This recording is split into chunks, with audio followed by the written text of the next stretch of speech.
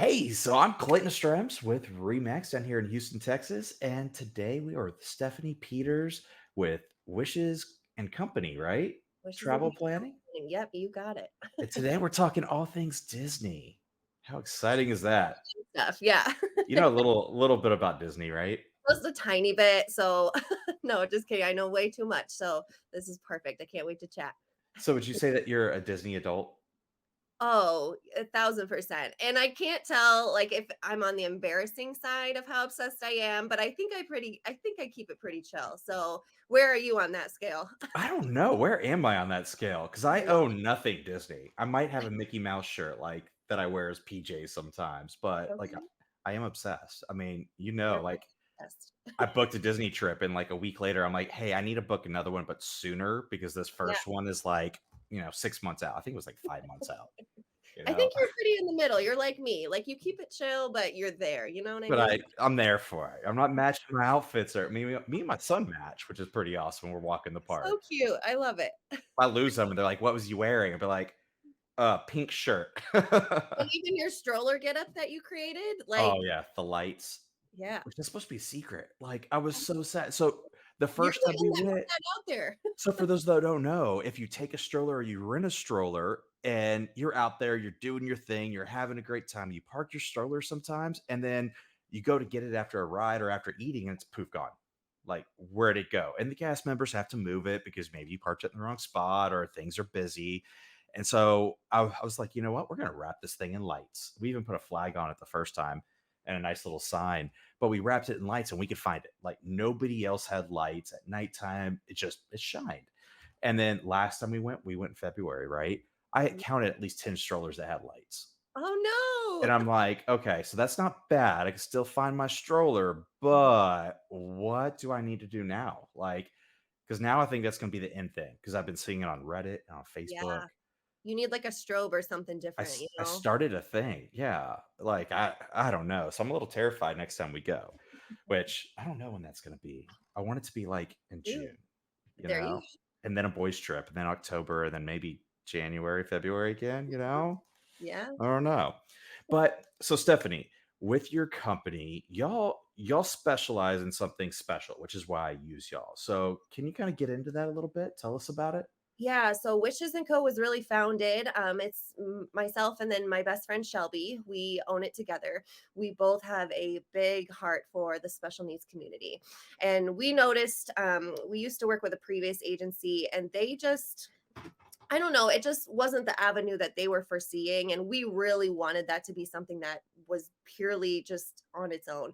So we created our own agency. We almost do purely special needs travel. Of course, we, assist those who are neurotypical as well, but those neurodivergent families really mean a lot to us. I've been a kindergarten teacher for 10 years, have my special Yeah. education endorsement. Shelby actually has a special needs kiddo of her own. So this community is very near and dear to us. There is a big need for these families. Actually, 89% of families with an individual with autism don't travel at all. But 92% of those families wish they could if the resources existed. So we're really trying to get our name out there because, I mean, the small impact that we've had already has made huge waves. And we know this can be really huge and beneficial to a lot of people. Yeah, Disney's scary. Like, there's a lot to it. Like, I always say, you too, in drive the- and fly it, yeah, like, you got all the people and, like, there's so much to it, and it's like, you might look at the calendars and it's like, "Oh, this is supposed to be a light day," and you show up and it's, like, busy as could be, because that's just how amusement parks work, and, like, where are those secret hideouts that you just kinda run off to that, and I like watching your TikTok videos. I know some of those places. I'm like walking and I'm like, oh, there's one of those spots. And look, there's nobody there. Like yeah. nobody. And it's this little tucked away corner with a restroom nobody knows about, chairs, and like, oh, and I love it. And so And I that's think fun. yeah, that's really kind of what sets us apart too is like if you go talk to any travel advisor, they can of course probably or I would hope point you to the disability system at least at a bare Mhm. minimum, but we take it to that next level. We have resources that we've created. We've got quiet place maps. So we've circled on all of the park maps where you should go if your child needs just a second to decompress. Mhm. We've got social stories. Social stories are typically read in the school setting, but so they're pretty familiar with them. They're just simple stories that are read for things that are going to be unknown or new. So when you're in those crowded theme parks, how do you navigate that? Things like when you get finished with a ride, a lot of those kiddos want to ride again and they don't understand that you have to get off to go back in line. So, reading a social story on that before you arrive will really set you up for success. And we just have so many resources, and we have our clients kind of go through the list with us. Like I said, I with my background in special education, that's what I do. So I we have made Yeah. those together and have sent a ton of families with a lot of success. So I love it. I love it. Is the People Mover one of those rides, like, where you go and just kinda get away? It just kind of depends. What's actually really interesting is we actually have a ride sensitivity guide, breaks down all of the rides and attractions by the park. So you can actually go into Magic Kingdom section, go to all of the rides, and then it Oh, breaks it wow. down by sensitivity. So it's got loud noises and sounds, if there's darkness, if you get wet, if it's bumpy, I mean, there's 13 different The whole sensitivities. thing. Oh, I Um, love it.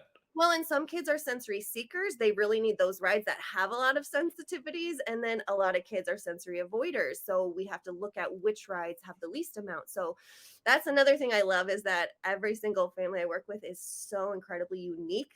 And Mhm. I really kind of get to play and match all of these different pieces of what Disney can be together to make their vacation successful. Yeah, I've seen some of those TikToks too, and I actually looked at them because I've got a 7-year-old and a 1-year-old. And Yeah. 1-year-old, she's not special needs or anything, but she's a 1-year-old, right? And so and I watched a lot of them, but I didn't look at any Epcot stuff. And I was like, "Oh, let's go do Figment," because I remember it from, like, forever ago, right? My son did it. It wasn't a big deal when he was 5, and we jumped on, and things started happening. I'm like, "Oh, I should have looked at the Epcot stuff because she was freaking out. Lights going off, loud noises. Like, it was a lot for a 1-year-old. She did Yeah, solid, but like I can see that being one of those rides. It's like, we're not gonna do that one, right? definitely. Definitely. Um, so let's get into it. So somebody wants to go to Disney, no matter who it is, like what do you do to start the process? Yeah, so I really love to get people on the phone. I think it really creates that just that bond, and I think especially with special needs families, it all comes down to trust. Trust is huge. And so being able to really fully understand what your family's needs are is going to help me to best make my professional recommendation. So the information that I need kind of right off the bat is a good idea of when you want to go. So dates are going to be great, what your budget is. I need to know, and a range is ideal. If you can give Mhm. me like we want to spend 3 to 4,500, that's perfect. I know 3 great resorts that can fit within that range. I need to know things like how many park days you want to do, if there's any resorts specifically that you want to stay at. But of course, these are things that I know and can kind of guide. So even if you come and have no idea, I can kind of guide you to the right place.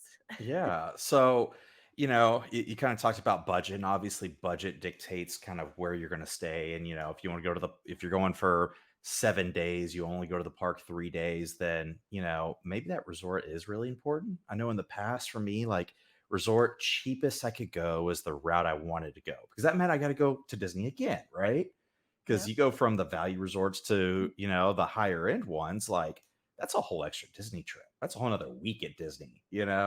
Definitely. So, but what's the big differences between, what is it? The budget, the moderate, and then the deluxe? Is that what it Close. is? You did pretty good. So Give the me that. value is going to be the most budget friendly.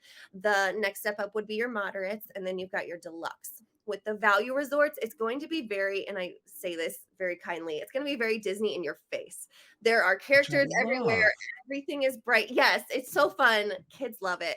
Um, I will say it limits you just a tiny bit, especially when you compare it to a moderate. For example, if you're looking at like the food aspect of it, at a value resort, you only get those the quick service grab and go type style food. Mhm. Versus if you jump to a moderate, you get the quick service, but then you also have a table service meal as well.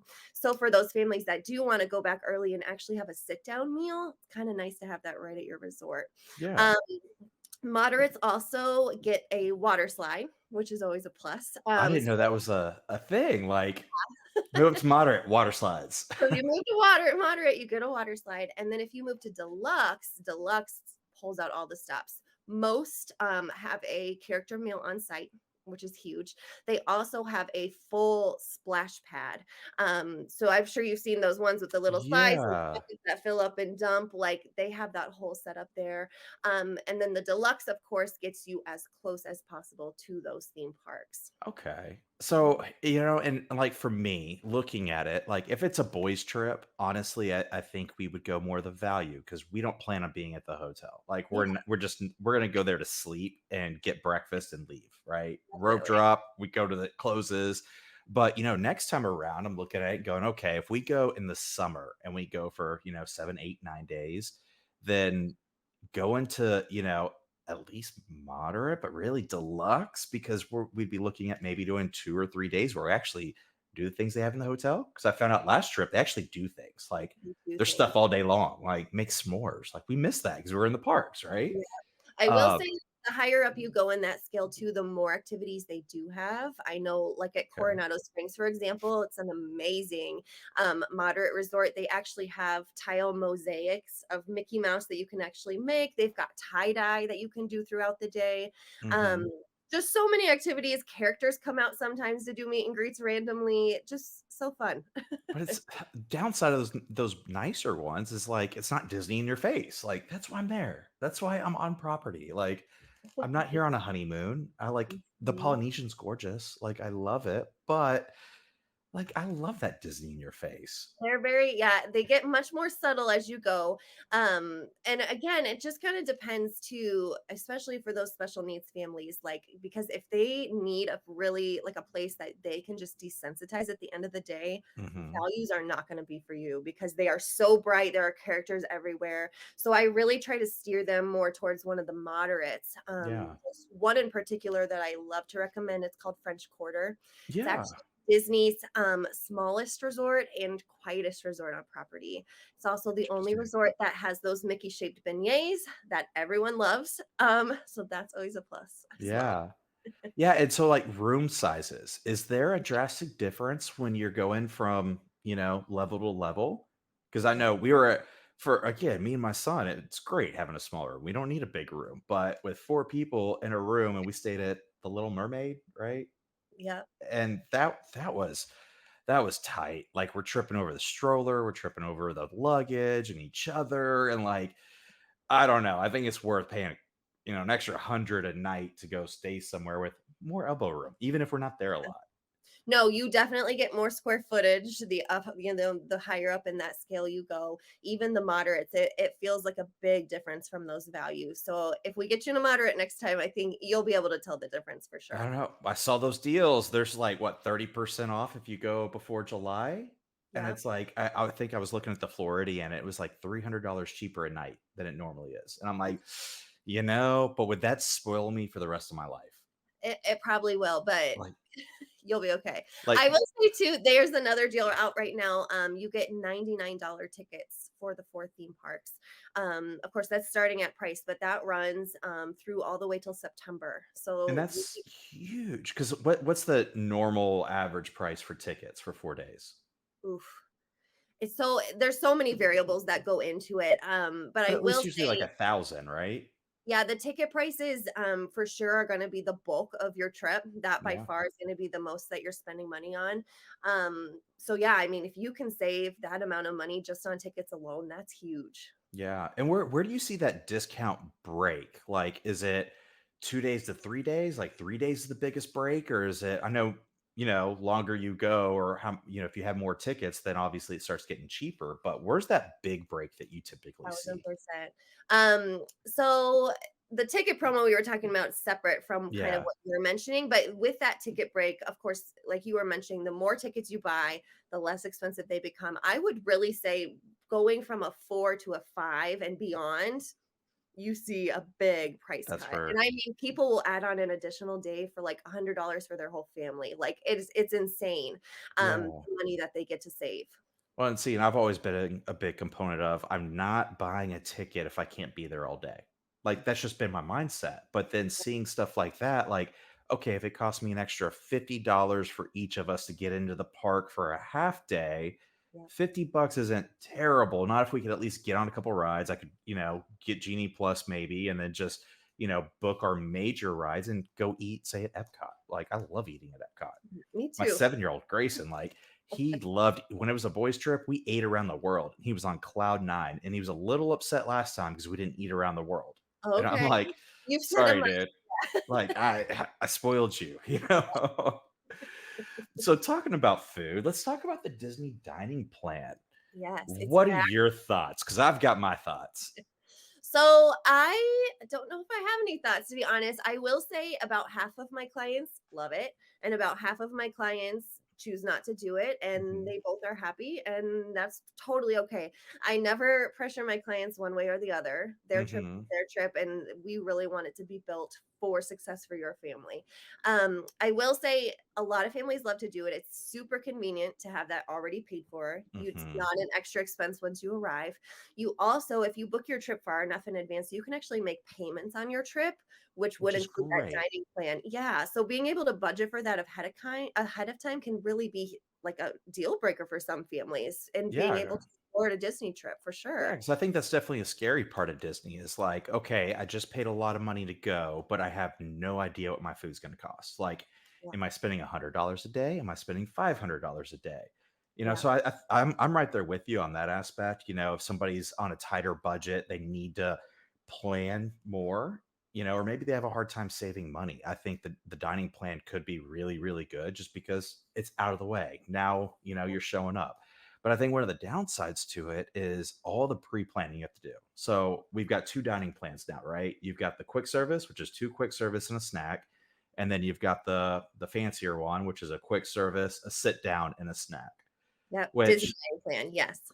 which I wish I was going back in the days with that old Disney plan where you actually got 3 meals. Because 'cause I'll tell you, and partly my fault. I should have gotten breakfast on my own, paid my extra money, but I was starving every morning because you don't have a breakfast. Hmm. And it's like, and I didn't want to go spend money. We've already paid for it. Like, I'll make it work, but we're having to, I had to pre-plan, okay, the kids need breakfast, the wife's going to need breakfast or she's a bear.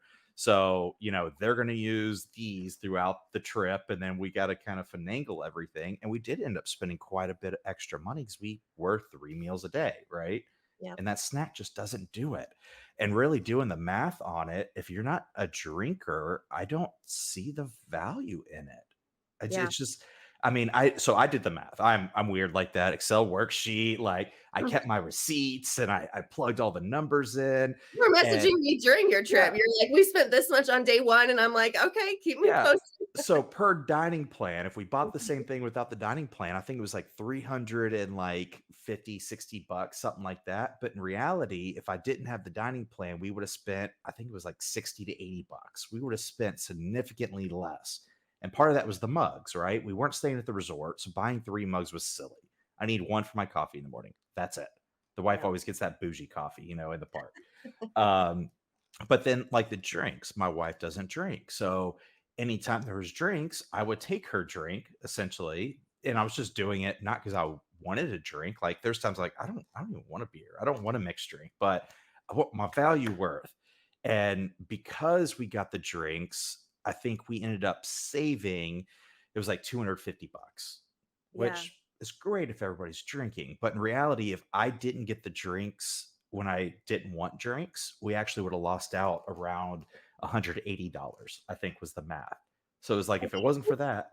I think that's where it's so relative too, is like I know for my family, like when we typically go out to eat, like we all just get waters, like we just get our one entree and like we are good to go. But like when Mhm. you go to Disney and you're on the dining plan, like you get a drink that can be alcoholic or not, you get your full size entree and a dessert. Like that is a lot of food. So when you Mhm. look at how much food you're actually getting, like that, I mean, you're paying for a lot of food. Yeah. And it depends what kind of family you are too.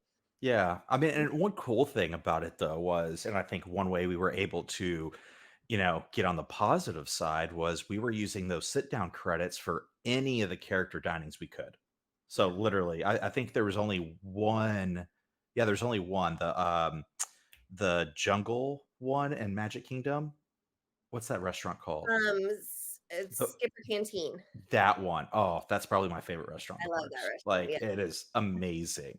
Mhm. But that was the only one we did that wasn't a dining plan, but I think that's the best food in Magic Kingdom, if you ask me, like, hands down. 100%. Yeah. Um I think too, a lot of people don't know that you can combine credits as well. So mm, if you want to do one of those more expensive character meals or one of the signature dining restaurants, you can actually combine two of your table service. You can actually combine three of your quick service to equal table service as well. So, for example, if you were doing a rest day and mhm, you weren't going to use your table credit for that day, you can actually combine that with another days to do like a better and upscale size mhm, table. So just being really mindful of those credits. I think that's why it's so important to work with a planner or someone like me because mhm, they can really help you keep track of those credits. A lot of planners, I know myself included, will actually do your dining reservations for you. So when mhm. they open that 60th day before your trip, we actually log on and we will make those reservations so that you don't have to worry about that. Yeah. Um, and I'm hopeful too. I know you made a comment about you wish the old dining plans were back. I think they will eventually. I think beggars can't be choosers. We're just so thankful that they're back in general. Mhm. So I think they'll definitely add those layers as they continue on. Yeah, So I hope so. Because if it's 3 meals a day, skip the snack, like, I'm down. I'll go back to that, like, I just yeah, need one sit down because that was one of those times, like, okay, my legs are tired. That's why I love the people mover. The best part about the people mover is the back of my eyelids, like, take a little or 5-minute here's a nap, we're little good to progress go. or something. Yeah. It's oh, yeah, I fell asleep during that one. It was Yeah. great. Good nap Uh, time. yeah. So, Genie Plus, what do Mhm. you think about Genie Plus? Is it worth it? So again, worth it is just so relative. It just totally Yeah. depends on your family. Of course, no one likes waiting in line. So Genie Plus, huge time saver. I love it Mhm. for that. I will say it's a little bit complicated of a system. It's not the simplest system to try to understand. So again, having someone who can really educate you on what that system actually is and looks like can be really huge. Mhm. Did you Find me utilize some YouTube videos. it on your last trip? I Yeah, use it all the time. I've used it every trip. Like, yeah, I'm, like, nerding out on YouTube. Like, I've already know all the things, but I'm still watching videos. Like, has anybody come out with anything new on Disney Plus? yeah. Are there any new For the best tricks? strategy. Yeah. Yeah, and I've got my alarm set, so 2 minutes before, I've got the app open, I'm refreshing, like, and I'm quick. Like, I'm getting rides, and then do you know about the Genie Plus roulette? Have you ever done that? I have not personally done it, but I've heard So of it. awesome. Yes. So you book a ride and you're like, the first ride you book and it's like 3 o'clock, Slinky Dog. It's always a hard one. And it's like, ooh, I don't like that time. And you hit the little three dots and you go to modify plan, you just keep changing it. Yeah. I've saved so much time on that, like where I'm taking off 3, 4 hours sometimes in the early morning to Yeah. get a better ride time. And then later throughout the day, there's times where it's like 3 o'clock in the afternoon and I book a ride for 5 and I start doing that, all of a sudden we're a walk on. Yeah. Like, it is amazing. You are risking some things sometimes, but Yes. that's worth, watching an hour worth of YouTube on, just so And your I kids think aren't complaining and yeah, once you, like, understand the system, it is a really great system, but it is just complicated to get going. the Um, first time, yeah. yeah, so and it's just hard to know too, especially if you're a first timer to Disney, to know which rides to prioritize versus which ones to not. So again, having a person to guide you can really make or break your trip. So Uh-huh. Yeah, I was the dad, like, waiting for, the coffee stuff to open up, sitting there ready to go on the app, and somebody next to me is, like, fumbling, and I'm like, "Hey, here, let me give you a you're quick like, lesson real quick." And then, you see a lot of those same people, like, throughout the week, and they yes. they would see me go, "Clayton, Clayton, hey, we did it again. Thank you so much. Like, we're booked. We're ready to go. Our first day was terrible because we didn't know what we're doing. Now we got this." Like, that was Yeah, pretty awesome. definitely. I'm like, "Yeah, go watch some YouTube videos." Like, that's where it's at. So, what are some of your big tips and tricks for Disney Ooh, in general, in general? Just what are the biggest things? Like, for a first timer, for somebody who's done it a long time, maybe just didn't know something. yeah, I think tips and tricks. I will say my number one tip is to utilize those early park hours if you can. If you're an on-site guest, you get to enter the parks half hour before everyone else. You get to ride all the rides half hour Mhm. before everyone else. You can get one or two rides, like really big rides that get really popular, done in that time. That's huge. Another big trip, and I always tell this to my families. please take a break in the middle of the day, especially if you have little ones. Did you not? No, no, there was no breaks. There was you can nap in the stroller. No, and I think for people that really wanna be there at the beginning of the day and then make it all the way to fireworks, you're gonna need some sort of break, and that's totally Yeah, okay. Like, go back to the resort, especially if you're at a resort that's close.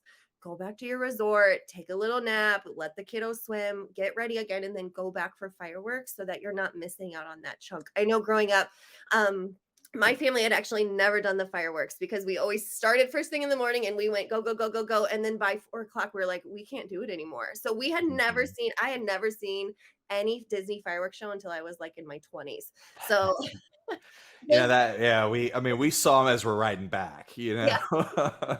exactly. And then one tip I give to everyone is take your time. This will not be your only trip to Disney. I can guarantee it. The Disney bug bites hard. It will get you. Um, and so just take your time. You're not going to get it all done in the first trip or the second or the third. Yeah, Disney's there's no way. always adding new things. They always have new experiences. New things are popping up all the time. So just really take your time, enjoy every moment, even like walking slower. Like Disney put thought into the ground you're walking on and what Mhm. color it is. Like they truly thought of every aspect. So really taking your time and appreciating that, listening to the music that they have in specific areas, like they have done what they need to do to make it immersive. So like Yeah. just enjoy and take your Well, time. and there's no way to do everything in a park in a single day. Like, There's no I've tried, and we've ridden, like, when we did the boys trip, like, I mean, you almost have to make a priority of what's more important to you, the rides, the shows, the food, because, like, when you me and do. Grayson did Epcot, we made more of a priority of eating than we did the rides, so we didn't ride everything, and we were good with that. That was our plan, right? Yeah. But like somewhere like Magic Kingdom, our priority was rides, but we didn't see any shows, any parades, and we rode most rides twice. Everything we wanted to ride twice, but there's stuff like Peter Pan you couldn't get on for some reason. Like I don't even think it's that good of a ride. I don't know. Maybe somebody disagrees, but waiting 2 hours for that, I don't know. Mhm. Um, so it's like there's just no way. Even if we did it 2 days in a row back to back, I still feel like we wouldn't get everything done. There's just too much. So finding out that priority of okay, is it rides? Is it this one show? Is it all the shows? And kind of building it based off of you and your family. I think that's one of the big keys. I know 1,000%. I think Yeah. one of my Oh, go ahead. I was gonna say one of my big tips is, if it's hot, a Camelback, amazing. Me and Yeah. Grayson would fill it full of ice and water in the morning, and then Mhm. we would just drink on that all day. And I know when we were at Epcot, we ended up going through it, I think it's like a gallon and a half, 2 gallons in my Camelback. It's a big Camelback. We went through that twice while we were there. It was so hot. Yeah. And we were still thirsty, like, but Oh, yeah. having something like that where you're not having to worry about where do I get water, where do I refill, and oh, that water fountain looks a little gross, that kind of concept. Like This that is was a amazing. tip. I have a tip about water. You can actually get free water at any quick service location. They'll have Mhm, little red cups at the checkouts, and you can just go and grab as many as you want. So I know a lot of mhm. people don't like the drinking fountain water, but like you can get free water. You don't have to pay for water bottles. Like you can get as many of those little cups as you want. So And at Magic Kingdom, that's like a must because they don't have like really that many water fountains. There's a few of them, but not that many. Where some no. of the newer upgraded parks, like Animal Kingdom, had them where you could like put your bottle in, fill up the whole bottle. That was nice. Yeah, and you can always ask too. I know my husband and I always pack like a full size water, like in my backpack. So even if you go like sit down at a table service restaurant, like before you leave, just ask, the waiter really nice to say, "Hey, will you fill up my water?" And they will fill that up, no problem. I So never even thought about here's my you Camelback. might Can fill you up your fill up this Camelback whole water. bag? I'll give you some $2 bills because that's how Yeah. I tipped with the dining plan. Oh, that's fun. Yeah, $2 bills. And they're like, "Oh, I collect these." And I'm like, "You go to the bank and get like a whole stack. Like, go spend the money. Don't save it. Like, Yeah, these are new, not the old ones." Like, that's so fun. so tell us again, how do people hit you up, plan with you, and make it all happen? Yeah, so this is my this side. This is my QR code. That takes you directly to the Wishes and Co travel planning site. Now, if you put a request through there, you'll be filtered through all of our agents. So if you specifically want to work with me, you can absolutely type that. Or all of our agents truly are wonderful. All of them are great. We train them all. So even if you just put a general request in, you're going to be in great hands. Can also find me. I am on Facebook, Stephanie Peters at Wishes and Co Travel Planning, or I've got my big TikTok page, of course, Steph Peters Autism Travel. You can always find me there as well. That's awesome. Yeah. Well, thanks for your time. And Thanks for having me. hey, Always if a pleasure. anybody has any questions about Disney, hit this girl up. She knows what she's doing. Yeah. All Thanks, right. Clay. You're welcome. We'll see y'all in the next one.